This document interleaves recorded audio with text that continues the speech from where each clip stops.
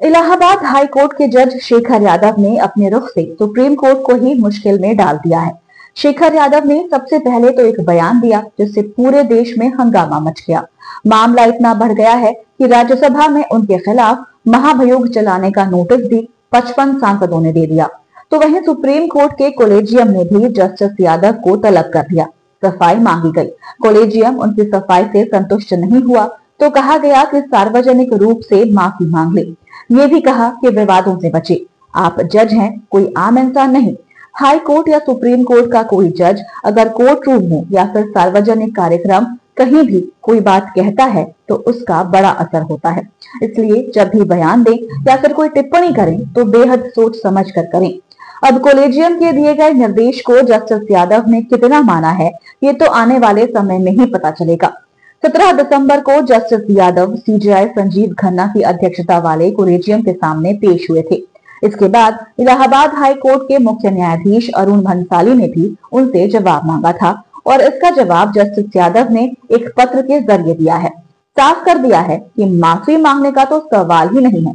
तो क्या लिखा है जस्टिस यादव ने अपने पत्र में, आज हम इसी पर अपनी स्पेशल रिपोर्ट में करेंगे बात। नमस्कार, आपके साथ मैं देवश्री भट्टाचार्य गोस्वामी। इलाहाबाद हाई कोर्ट के जज जस्टिस शेखर यादव ने सुप्रीम कोर्ट के कोलेजियम और इलाहाबाद हाई कोर्ट के मुख्य न्यायाधीश की तरफ से मांगे गए स्पष्टीकरण पर अपना जवाब भेज दिया है। हम जस्टिस यादव के इस जवाब पर आगे बात करेंगे, लेकिन सबसे पहले ये जान लेते हैं कि आखिर जस्टिस यादव ने ऐसा क्या कहा था जिसे लेकर उन्हें सुप्रीम कोर्ट के कोलेजियम ने तलब कर लिया और इलाहाबाद हाई कोर्ट के मुख्य न्यायाधीश ने भी जवाब की मांग की। दरअसल इलाहाबाद हाई कोर्ट के जस्टिस शेखर कुमार यादव ने 8 दिसंबर 2024 को प्रयागराज में वीएचपी यानी कि विश्व हिंदू परिषद की लीगल सेल के एक कार्यक्रम में हिस्सा लिया था और इसी में उन्होंने ऐसे बयान दिए जिससे हंगामा मच गया। उन्होंने कहा था कि मुझे ये कहने में कोई हिचक नहीं कि ये हिंदुस्तान है और ये देश यहाँ रहने वाले बहुसंख्यकों की इच्छा से चलेगा। लेकिन ये जो कठमुल्ला है, ये सही शब्द नहीं है, लेकिन कहने में परहेज नहीं है, क्योंकि वो देश के लिए बुरा है, घातक है, देश के खिलाफ है, जनता को भड़काने वाले लोग हैं, देश आगे ना बढ़े ऐसा सोचने वाले लोग हैं। उनसे सावधान रहने की जरूरत है। जस्टिस यादव ने समान नागरिक संहिता यानी यूसीसी को हिंदू बनाम मुस्लिम बहस के रूप में पेश किया। उन्होंने कहा कि हिंदू पक्ष ने अपनी कमियों को ठीक कर लिया है जबकि मुस्लिम पक्ष ने नहीं। उन्होंने कहा कि आपको यह गलतफहमी है कि अगर यूसीसी लाया जाता है तो यह आपके शरीयत, आपके इस्लाम और आपके कुरान के खिलाफ होगा। लेकिन मैं एक और बात कहना चाहता हूँ, चाहे वो आपका पर्सनल लॉ हो, हमारा हिंदू कानून हो, आपका कुरान हो या फिर हमारे गीता हो, जैसा कि मैंने कहा कि हमने अपनी प्रथाओं में मौजूद कमियों पर गौर किया है। कमियां थी, दुरुस्त कर दिया है। छुआछूत, सती, जौहर, कन्या भ्रूण हत्या, हमने इन सभी मामलों पर गौर किया है। फिर आप इस कानून को खत्म क्यों नहीं कर रहे हैं कि जब आपकी पहली पत्नी मौजूद है तो आप 3 पत्नियां रख सकते हैं उसकी सहमति के बिना। इसे स्वीकार नहीं किया जा सकता। जस्टिस यादव ने और भी बहुत कुछ कहा था जिसके चलते उनके खिलाफ एक्शन लेने की मांग होने लगी थी। एक्शन हुआ भी। हाई कोर्ट में उनकी बेंच को बदल दिया गया। वैसे मांग तो यहाँ तक उठ रही थी कि जस्टिस यादव से न्यायिक काम ही छीन लिए जाएं। कुछ लोग तो उन्हें बर्खास्त करने की मांग भी करने लगे। लेकिन बता दें कि हाई कोर्ट जज हो या फिर सुप्रीम कोर्ट का जज, उन्हें हटाने की प्रक्रिया बेहद कठिन होती है और यही कारण है कि आज तक किसी जज को हटाया नहीं जा सका है, क्योंकि सुप्रीम कोर्ट और हाई कोर्ट जज को पद से 2 ही परिस्थितियों में हटाया जा सकता है। पहला, अगर वो खुद ही इस्तीफा दे दें और दूसरा महाभियोग के जरिए। जस्टिस यादव के केस में एक बात तो साफ है कि वो इस्तीफा नहीं देंगे। अब दूसरा रास्ता बचा महाभियोग का।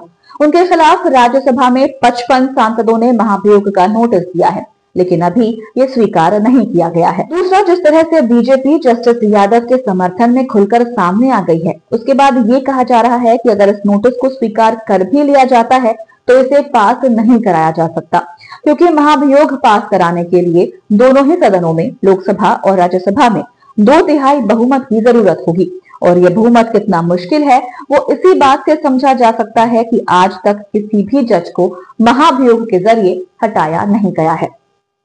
अब बात करते हैं कि जस्टिस यादव ने जो जवाब दिया है उसमें उन्होंने क्या कहा है। इलाहाबाद हाई कोर्ट के चीफ जस्टिस अरुण भंसाली को जो चिट्ठी जस्टिस यादव ने लिखी है उसमें उन्होंने साफ कह दिया है कि वो अपने बयान पर कायम है। उन्होंने यहाँ तक कह दिया है कि मेरे बयान से किसी न्यायिक आचार संहिता का उल्लंघन नहीं हुआ है। अपने जवाब में जस्टिस यादव ने कहा कि मेरे भाषण को निहित स्वार्थों वाले लोग तोड़ मरोड़ कर पेश कर रहे हैं। उन्होंने ये भी कहा कि न्यायपालिका के सदस्य सार्वजनिक रूप से अपना बचाव नहीं कर सकते, इसलिए न्यायिक बिरादरी के वरिष्ठ लोगों को उनकी रक्षा करनी चाहिए। जस्टिस यादव के पत्र से एक बात और साफ हो गई है, उन्होंने अपनी टिप्पणी के लिए माफी नहीं मांगी है। उन्होंने कहा कि उनका भाषण संविधान में निहित मूल्यों के अनुरूप सामाजिक मुद्दों पर विचारों की अभिव्यक्ति था, न कि किसी समुदाय के प्रति घृणा फैलाने के लिए। जस्टिस यादव के बयान के बाद अब एक बार फिर इस बात को लेकर बहस शुरू हो गई है कि उनके खिलाफ अब कोर्ट क्या कार्रवाई कर सकता है, क्योंकि ये कहा जा रहा है कि सीजेआई संजीव खन्ना की अध्यक्षता वाला सुप्रीम कोर्ट का कोलेजियम जस्टिस यादव के बयान से खुश नहीं है।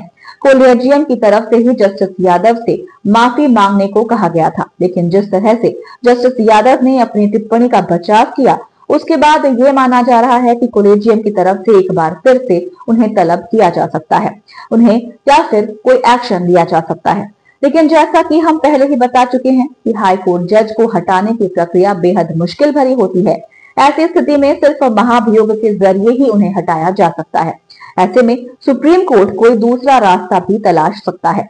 मीडिया रिपोर्ट्स की माने तो सुप्रीम कोर्ट जस्टिस यादव का ट्रांसफर करने पर विचार कर सकता है।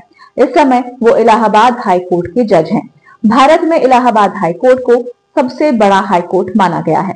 वैसे तो सभी हाई कोर्ट की ताकत बराबर होती है, लेकिन यूपी आबादी के हिसाब से देश का सबसे बड़ा राज्य है, इसलिए इलाहाबाद हाई कोर्ट में जजों की संख्या भी सबसे ज्यादा है और ये हाई कोर्ट सबसे ज्यादा चर्चाओं में भी रहता है। अब कहा जा रहा है कि जस्टिस यादव का ट्रांसफर सुप्रीम कोर्ट का कोलेजियम किसी दूसरे राज्य के हाई कोर्ट में कर सकता है, जहां उन्हें कम महत्व के मामले देखने को कहा जा सकता है। वैसे जस्टिस यादव पर एक आरोप राजनीतिक दलों की तरफ से भी लगाया जा रहा है, क्योंकि जस्टिस यादव की सर्विस अब 1 साल और बची है। अगले साल वो मार्च में रिटायर हो रहे हैं और उनके रिटायर होने के 1 साल के अंदर ही यूपी में विधानसभा चुनावों का ऐलान हो जाएगा। जिस तरह से जस्टिस यादव ने बयान दिया है, उसके बाद यहाँ तक दावे किए जा रहे हैं कि सत्ताधारी दल की तरफ से उन्हें विधानसभा चुनाव के लिए उम्मीदवार भी बनाया जा सकता है और इसी के चलते जस्टिस यादव अपने बयान को लेकर सख्त रुख दिखा रहे हैं। फिलहाल ये तय माना जा रहा है कि जस्टिस यादव का मामला एक बार फिर से सुप्रीम कोर्ट के कोलेजियम में जाने वाला है। तो आपको हमारा ये वीडियो कैसा लगा, हमें कमेंट करके अपनी राय जरूर दीजिएगा। अगर आप ये वीडियो फेसबुक पर देख रहे हैं तो हमारे पेज को लाइक करें और अगर आप ये वीडियो यूट्यूब पर देख रहे हैं तो हमारे चैनल को सब्सक्राइब करना ना भूलें और देखते रहिए द धाकड़ न्यूज और बेल आइकन दबाना ना भूलें।